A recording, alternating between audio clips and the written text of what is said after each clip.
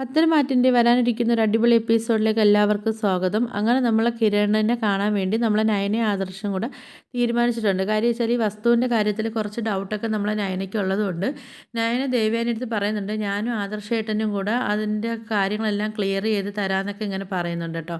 അങ്ങനെ നയനയും ആദർശം കൂടെ നമ്മളെ കിരണിനെ പോയി കാണുന്നുണ്ട്. അപ്പോൾ കിരൺ പറയുന്നുണ്ട്, കുഴപ്പമില്ല, ആ വസ്തുവിൻ്റെ അടുത്തൊക്കെ ഞാൻ കുറച്ച് പണിയൊക്കെ ചെയ്യുന്നത് കൊണ്ട് വസ്തുവിൻ്റെ കാര്യങ്ങളൊക്കെ അറിയാം. ഞാൻ എന്തായാലും ഇവരെന്തായാലും അതിൻ്റെ ഓണറും കാര്യങ്ങളൊന്നും അല്ല.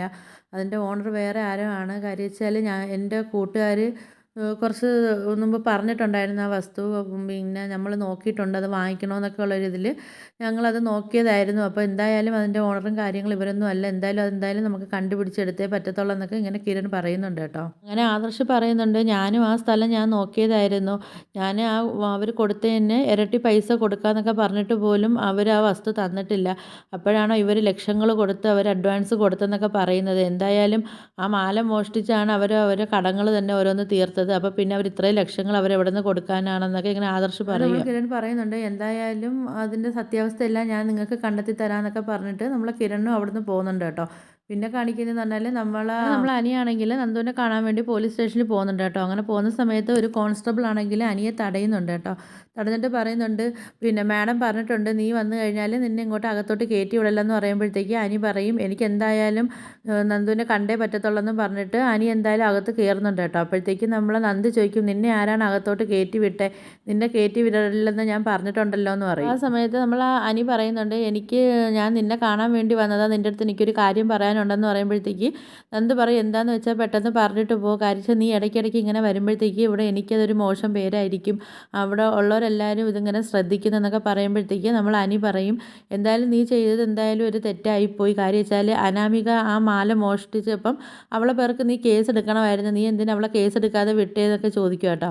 അപ്പോഴത്തേക്ക് നന്ദു പറയുന്നുണ്ട്, എനിക്ക് കേസ് എടുക്കണമെന്നുണ്ടായിരുന്നു, പക്ഷേ നിൻ്റെ ഭാര്യയാണെന്നുള്ള ഒരു ഇത് കൊണ്ടാണ് ഞാൻ അവളെ പേർക്ക്, പിന്നെ അത് പോരാഞ്ഞിട്ട് അനന്തപുരിയിലെ മരുമോളും ആണല്ലോ, അപ്പോൾ ആ ഒരു കാരണമൊക്കെ കൊണ്ടാണ് ഞാൻ അവളെ പേർക്ക് കേസ് എടുക്കാഞ്ഞെന്നൊക്കെ പറയുമ്പം അനി പറയുന്നുണ്ട്, എന്തായാലും അത് മോശമായി പോയി, നീ അത് കേസ് എടുത്തിട്ട് അവൾക്ക് ശിക്ഷ മേടിച്ച് കൊടുക്കണമായിരുന്നു, അങ്ങനെയെങ്കിലും അവൾ എൻ്റെ തലയിൽ നിന്ന് ഒഴിഞ്ഞു പോകുമല്ലോ എന്ന് പറയും. എന്നിട്ട് വേണം എനിക്ക് സ്വസ്ഥതയായിട്ട് ഇരിക്കാനെന്നൊക്കെ പറയുമ്പോഴത്തേക്കും അനി പറയുന്നുണ്ട്, എന്നിട്ട് വേണം എനിക്ക് പിന്നെ നിന്നെ കല്യാണം കഴിക്കാനെന്നൊക്കെ പറയും കേട്ടോ. അപ്പോഴത്തേക്ക് നന്ദു പറയാതെ, നീയാണോ തീരുമാനിക്കുന്നത്, എന്നെ കല്യാണം കഴിക്കുന്ന കാര്യമൊക്കെ നീയാണോ തീരുമാനിക്കുന്നതൊക്കെ അനിയടുത്ത് ഇങ്ങനെ നമ്മളത് പറയുന്നുണ്ട് കേട്ടോ. അപ്പോൾ അനി പറയുന്നുണ്ട്, അത് പിന്നെ നീ തന്നെ ആയിരിക്കും, കാര്യം വെച്ചാൽ നിൻ്റെ മനസ്സ് എനിക്കറിയാവുന്നതല്ലേ, നീ ഇങ്ങനെ മറ്റുള്ളവരെ കാണിക്കാൻ വേണ്ടി നീ അഭിനയിച്ച് നടക്കുന്നതാണെന്നൊക്കെ പറഞ്ഞിട്ട് അനിയാണെങ്കിൽ അതൊക്കെ പറഞ്ഞിട്ട് അവിടെ നിന്ന് പോലീസ് സ്റ്റേഷനിൽ നിന്ന് പോകുന്നുണ്ട് കേട്ടോ. പിന്നെ കാണിക്കുന്നതെന്ന് പറഞ്ഞാൽ ആദർശൻ അതിനെ മോളെ സ്കൂളിൽ കൊണ്ടാക്കാൻ വേണ്ടി പോകുന്ന സമയത്ത് അബിയും നവ്യയാണെങ്കിൽ അവിടെ നവ്യയുടെ വീട്ടിൽ പോയിട്ട് തിരിച്ച് വരുന്നുണ്ട് കേട്ടോ. അങ്ങനെ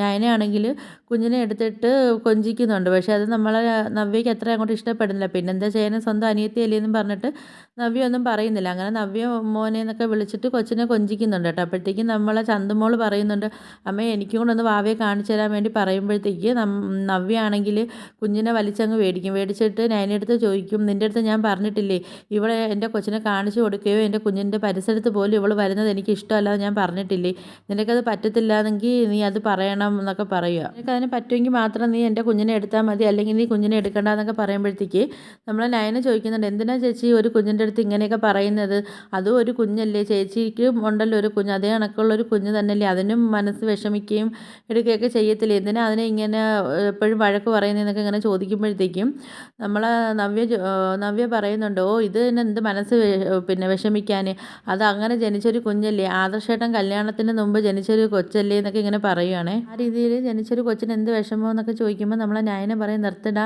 പിന്നെ ഞാൻ എന്തെങ്കിലും പറഞ്ഞു കഴിഞ്ഞാൽ പിന്നെ ഇവിടെ നിനക്കത് പിന്നെ ഒന്നും സംസാരിക്കാൻ പറ്റത്തില്ല, മര്യാദയ്ക്ക് നീ നിർത്തിക്കോ എന്ന് പറയുമ്പോഴത്തേക്ക് അഭിയാണെങ്കിൽ ഒന്നും മിണ്ടാതെ ഇങ്ങനെ തല കുരിഞ്ഞ് നിൽക്കുക കേട്ടോ. ഇതാണെങ്കിൽ നവ്യയാണെങ്കിൽ നയനയെടുത്ത് കയർത്തിയൊക്കെ സംസാരിക്കുന്നുണ്ട് കേട്ടോ. എന്നിട്ട് ചോദിക്കുന്നുണ്ട്, നിനക്ക് എങ്ങനെ തോന്നുന്നുണ്ട് ഇങ്ങനെയുള്ളൊരു കൊച്ചിനെയൊക്കെ സംരക്ഷിക്കാനൊക്കെ എങ്ങനെ നിനക്ക് മനസ്സ് വരുന്നതെന്നൊക്കെ ചോദിച്ചിട്ടും പിന്നെ നവ്യയാണെങ്കിൽ അങ്ങ് അകത്തോട്ട് കയറിപ്പോകും കേട്ടോ. അപ്പോൾ അകത്ത് കയറി പോകുന്ന സമയത്ത് ചന്തുമോക്കാണെങ്കിൽ ഇങ്ങനെയൊക്കെ പറഞ്ഞപ്പോഴത്തേക്ക് ചന്തുമോക്കും ഒരു വിഷമം വരുന്നിട്ടുണ്ട്.